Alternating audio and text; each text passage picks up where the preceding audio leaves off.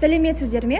Біз Астана медицина университеті 325-ші медицина тобының студенттері. Бүгін сіздерге вакцина әр ұрпақ үшін тиімді тақырыбында өз жобамызды ұсынамыз. Вакцина әр ұрпақ үшін тиімді қорғаныс.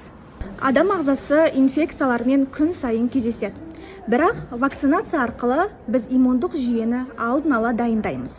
Вакцина енгізілген кезде ағза оны қауіп ретінде танып, арнайы антиденелер түзеді. Осылайша нағыз инфекция келгенде ағза оны тез жоя алады. Вакцинация тек жеке адамды ғана емес, бүкіл қоғамды қорғайды. Бұл ұжымдық иммунитеттің негізі. Сәбилер үшін өмірді қорғау, балалар үшін сау болашақ, жастар үшін белсенді өмір, ересектер үшін еңбек қабілетін сақтау, ал қарттар үшін ұзақ ғұмыр. Өзіңді, жақындарыңды және қоғамды қорға.